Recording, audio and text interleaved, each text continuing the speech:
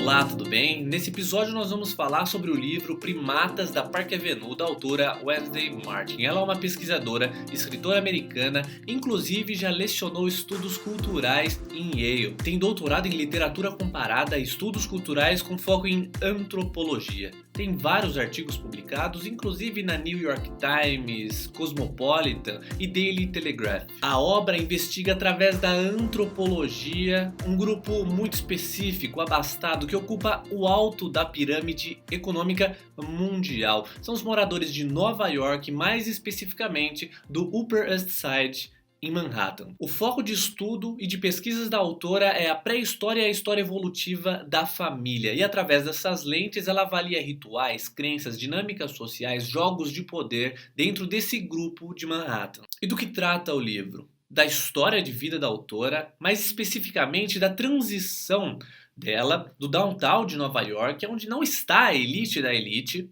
para o Upper East Side, que está a elite da elite de Nova York. As pessoas mais ricas dos Estados Unidos, segundo as pesquisas. Com conhecimentos em antropologia, sociologia e história, ela vai analisar esse grupo, entender as diferenças que existem em poucas distâncias. Bairros para bairros, as diferenças de rituais, de costumes, de regras sociais e dinâmicas são muito diferentes. E como o marido dela está em ascensão profissional, eles saem do downtown e vão morar no Upper East Side. Então eles têm um ganho aí de recursos e conseguem dar esse upgrade. O ponto é que ela precisa entrar nesse novo grupo e, como uma antropóloga, ela vai estudar os costumes, as regras, os impactos, a violência simbólica e tantos outros pontos que permeiam a vida humana. O livro é fácil de ler, corre solto. Alguns momentos a autora entra em muitos detalhes sobre sua vida, mas essa acaba sendo a intenção da autora para mostrar como a antropologia pode entrar por muitos campos e analisar diversas condutas, regras, dinâmicas sociais de grupos humanos. Com essa transição de um bairro para o outro, a ascensão profissional do marido, a autora pôde observar as diferenças, as nuances que existem nas relações humanas, nos usos e costumes e como as pessoas praticam a socialização. De bairro para bairro, o comportamento dos homens, das mulheres, as crenças, a violência simbólica, o embate diário era diferente. E a autora, por ter esse background, pôde analisar, fazer anotações, fazer pesquisa de campo para entender mais de como as coisas funcionavam. Como ela estava em transição, tinha filhos novos, eles iam ser matriculados, era também um caso de sobrevivência. Ela precisava se adaptar. E com essa defesa no livro de que ela precisava se adaptar, ela entrou de cabeça nesse novo grupo e começou a praticar as regras, as crenças e tudo mais que é necessário para uma boa socialização. Então, através da antropologia, ela foi buscando estratégias para conseguir penetrar nesses grupos tão complicados, femininos de Nova York, e ganhar o seu espaço. As regras são muito específicas para aquele grupo de pessoas de Nova York. Porque dinheiro não é o problema. Ela conta que quando chegou, ela já tomou um susto porque existem consultores musicais para crianças de 2 anos. Qual é o curso musical ideal para o seu filho de 2 anos? Ou quais roupas seu filho deve vestir a cada estação para ir para a escola. Então existem consultores de moda para as crianças não fazerem feio. Por quê? Porque as crianças são extensão dos pais, são símbolos também de status, de poder e de jogo entre as outras famílias. É claro que a gente, quando lê esse tipo de coisa, tem que enxergar além. Às vezes você vai pensar, pô, mas isso é uma frescura, uma criança de 2 anos tem um consultor de música. Mas não é esse o ponto, né? A gente analisar o certo e errado.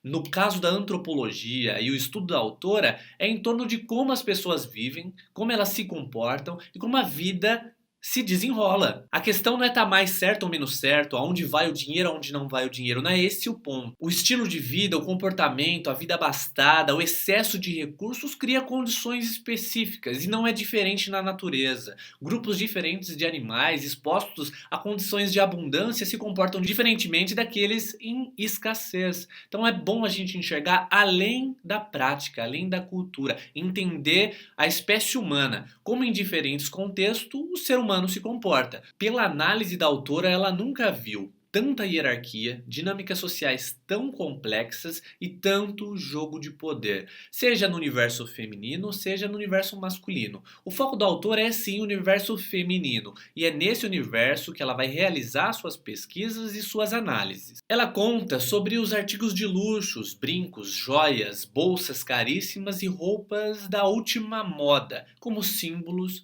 e como confirmação de poder e status. O autor Frans de Waal, citado inclusive pela autora, fala no livro Eu Primata que o ser humano utiliza das roupas, dos símbolos, dos objetos como instrumento de poder. Como assim? Os macacos, eles não usam roupas, não usam bonés, não usam chapéus, não usam Prada, eles não compram iPhone, eles não têm símbolos como nós, a nossa espécie, tem. Mas o que eles fazem? Os macacos, eles pegam galhos, eles batem, jogam coisas de cima de barrancos, quebram árvores, eles se excedem através da força física, dos gritos, porque é através disso que eles mostram, eu sou o chefe aqui, eu que mando nesse grupo. O ser humano não. O ser humano, ele utiliza roupas, ele utiliza símbolos, coisas que as pessoas não precisam perguntar, elas não precisam intuir se aquela pessoa tem poder ou não. Tá claro, ela tem poder. Ela veste uma roupa de 15 mil reais. Entende? Então, é assim que o ser humano, diferente dos animais, simboliza seu poder. Imagina numa reunião, todo mundo pelado, ninguém sabe quem tem poder. Precisaria o executivo, o diretor subir na mesa, gritar como fariam os macacos, pendurar no lustre, mostrar que quem manda. Mas não. Geralmente o mais poderoso mostra isso através daquilo que tem, de um carro caríssimo, de uma roupa caríssima, e fica muito claro para os outros o seu lugar. Outra questão que a autora percebeu é que de bairro para bairro os costumes eram muito diferentes.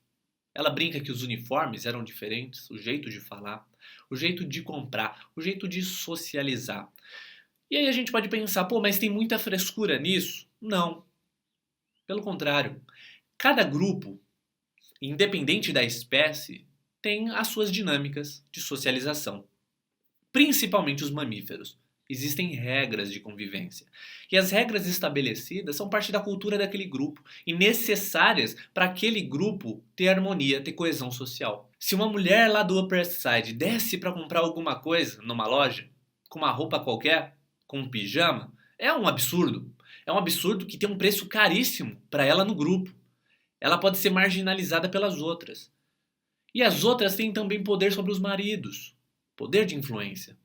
E é um grupo muito fechado, onde os privilégios, as dinâmicas, os negócios são fechados por esse contato, por essa dinâmica. Então é um jogo muito complicado sempre, a hierarquia muito definida e os símbolos sempre necessários para você mostrar sua posição. Cada ser humano, independentemente da fortuna e do berço de ouro que nasceu, é um animal, fruto de milhares, milhões de anos de adaptação.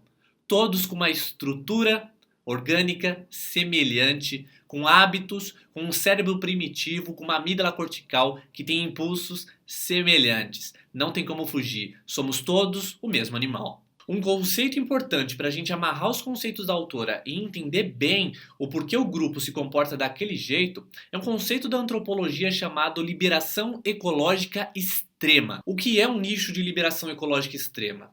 É um lugar onde todas as necessidades básicas do ser humano estão suprimidas.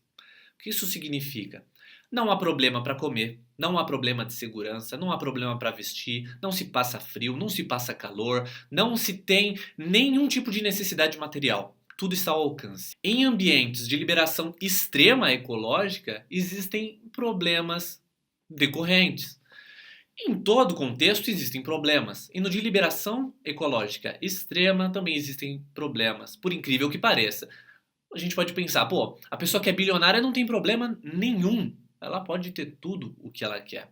A questão é que a autora vai fundo nesse ponto e analisa muito bem essa questão. Todos os grupos, independente do lugar do mundo, que tem liberação ecológica extrema, sofrem de diversos problemas crônicos, principalmente a espécie humana. O primeiro ponto é o estresse crônico, porque como existem muitas hierarquias e o jogo de poder social é muito intenso por causa das disputas, porque o animal ele quer se impor, é muito caro estressa muito, há muita liberação de hormônio, é uma agitação interna gigantesca. Inclusive, quase todas as pessoas ali, segundo a autora, tomam algum tipo de medicação para ansiedade, para estresse ou depressão. Ansiedade. Será que eu vou ser convidada para aquela festa, aquele evento tão importante para eu fechar negócios? Será que meus filhos serão aceitos? Eles serão convidados pelas outras crianças? Será que os outros pais irão me convidar? Será que eu vou ser expulso do grupo, marginalizado? São ansiedades que todos os seres humanos têm.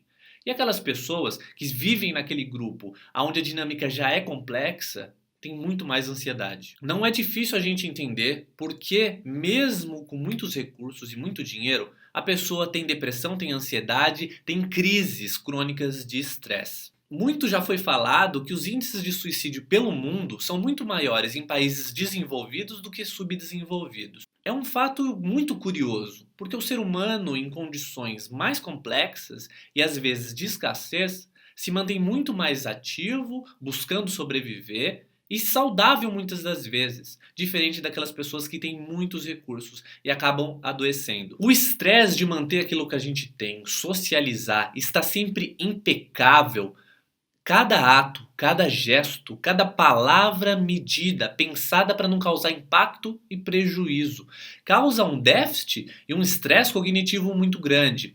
E essa é uma questão biológica mesmo. Toda vez que você se estressa por não estar bem vestido, por não ter o último celular, por não ter o carro mais top, não ter as melhores roupas, não ser convidado para as melhores festas, eventos, negócios, é um estresse crônico que inunda seu sangue de hormônios, de adrenalina, de cortisol e de tantos outros neurotransmissores que causam um tipo de desgaste. E esse desgaste resulta em depressão, ansiedade e estresse crônico. E o que eu achei da leitura? É um livro divertido, que flui, que corre bem, que mostra pra gente um universo muito diferente dos moradores do Upper East Side de Nova York, que geralmente são as pessoas mais ricas do planeta, que dominam a pirâmide econômica do mundo. E a autora consegue mostrar, além da cortina, além das aparências, o que acontece ali nos bastidores. Não deixe de se inscrever na newsletter mensal, com todo o apanhado de conteúdos que eu produzi, de textos que eu encontrei pela internet e de conteúdos válidos para a gente evoluir. Também dê uma passada lá no Instagram, me segue, porque tem conteúdos diários também. Então até a próxima resenha. Tchau!